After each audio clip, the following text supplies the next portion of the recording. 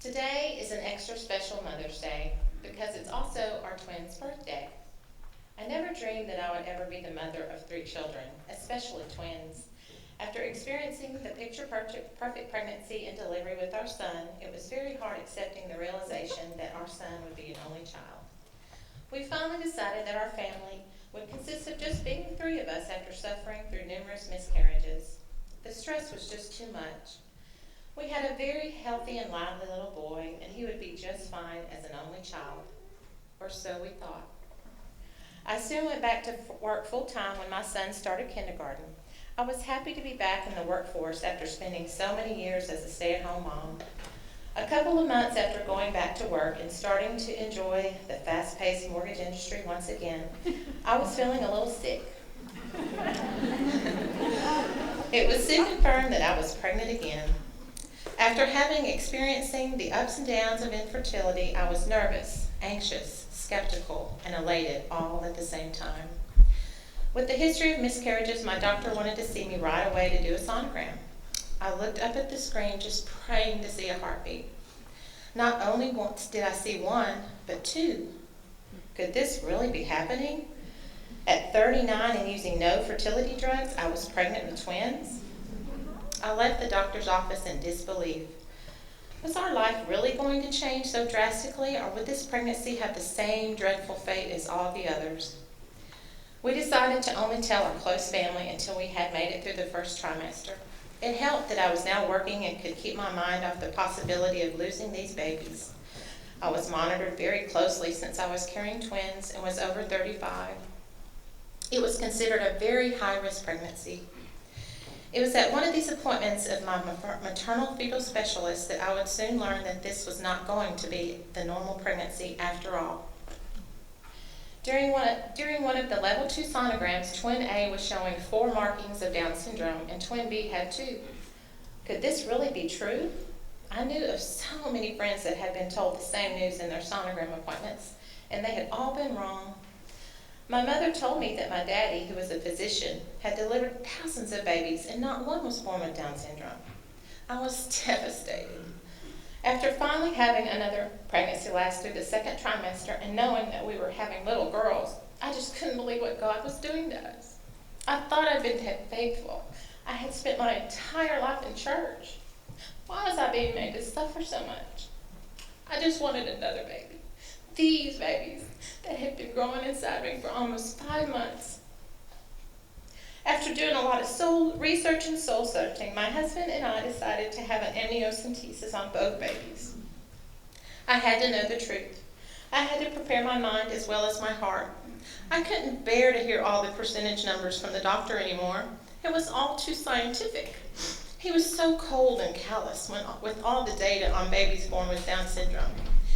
He had us totally convinced that our lives were destined to be over with the possibility of this diagnosis. He was 95% sure that both of our babies would be born with trisomy 21.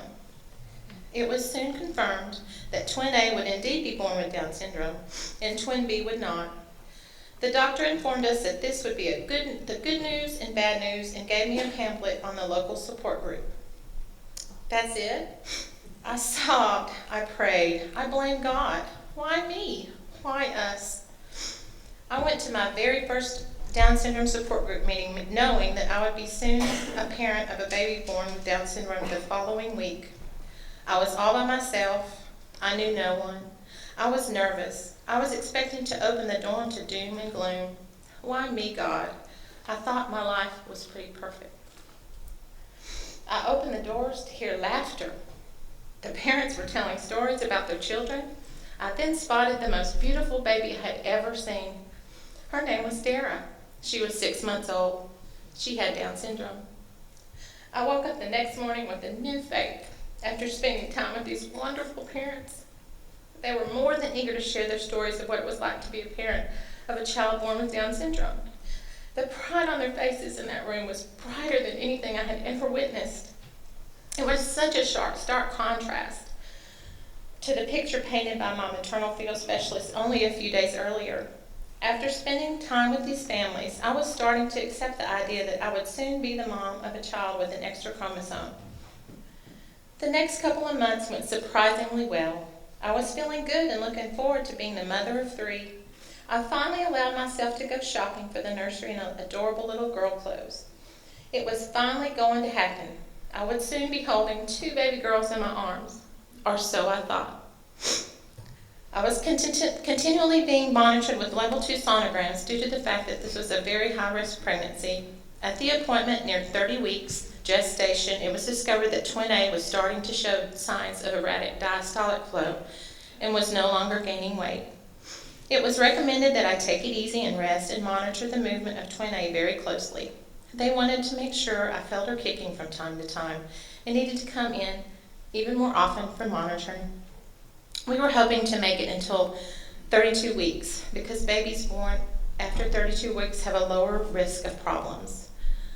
I couldn't believe this news, yet another setback in a nightmare of a pregnancy. I just wanted my babies healthy and in my arms. The day was Friday, May 13th, and I was scheduled for an early morning visit with the maternal fetal specialist. I was exactly 31 weeks and 5 days pregnant with twins.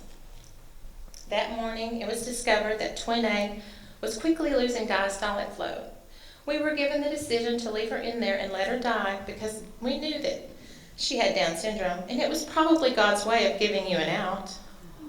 Or we could deliver now and risk the life of twin B, who we knew to be normal. These were our options. Did we just hear what I thought we heard? The doctor was given us a choice to terminate the pregnancy of twin A. We had to make this decision this morning, right now. Twin A, who is already named Catherine, was part of our family. Even though she had yet to take a breath, she was our child. We could never think of giving up on her just because she had Down syndrome. I was raised Catholic and was now being given the option of playing God with my own unborn child. This had to be a dream. After hurriedly walking over to the hospital to visit with the NICU staff as to what to expect if we delivered the babies that morning, we made the toughest decision of our lives.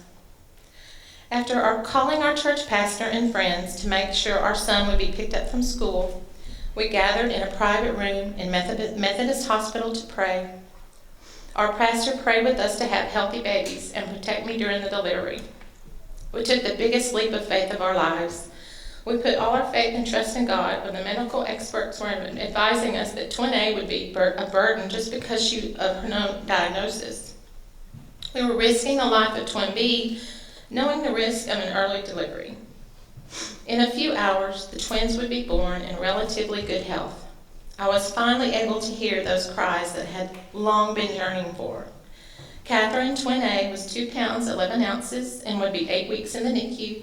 Savannah, twin B, was 3 pounds 3 ounces, was the first one to come home from the NICU. Today is their birthday, and it's also Mother's Day. They are healthy, happy, and thriving. I never dreamed that I would be blessed with 3 children, and one of which would have special needs. On most days, we forget that she even has Down syndrome.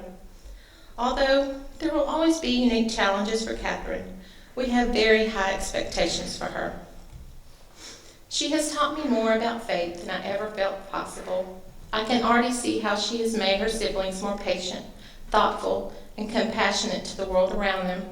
My husband and I have grown so much closer because of that rushed decision made in a hospital waiting area.